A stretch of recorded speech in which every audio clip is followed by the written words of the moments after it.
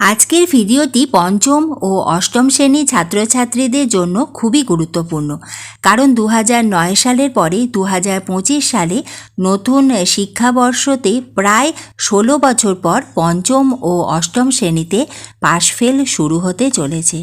আমি এই খবরটি পেয়েছি সংবাদ মাধ্যমে, এবং সংবাদ মাধ্যমে আমি এই বিষয়ে যা জেনেছি সেটি তোমাদের এই ভিডিওটিতে আমি শেয়ার করলাম। এবং এই ধরনের শিক্ষা সংক্রান্ত আরও অনেক ভিডিও পেতে তুমি যদি চ্যানেলে নতুন হয়ে থাকো, চ্যানেলটি সাবস্ক্রাইবের সঙ্গে বেল আইকনটা প্রেস করে দিয়ে স্টাডি ফর এডুকেশনের বন্ধু হয়ে যেও।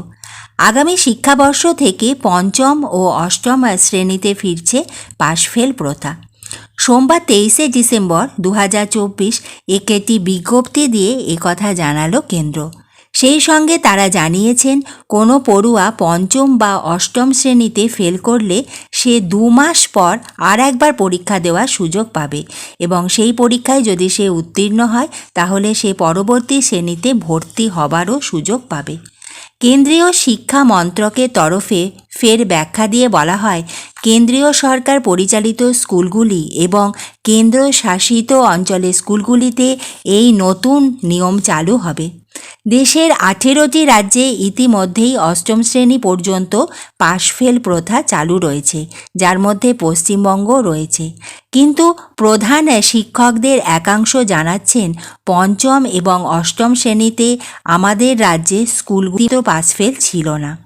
ফেল করা সত্ত্বেও বাংলা শিক্ষা পোর্টালে ওই পড়ুয়ার নাম পরের ক্লাসে উঠে যেত।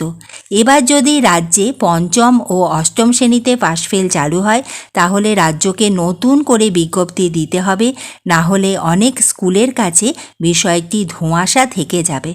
অর্থাৎ আমরা এই বিজ্ঞপ্তি থেকে এটাই জানলাম যে আমাদের পাশফেল কিন্তু শুরু হতে পারে।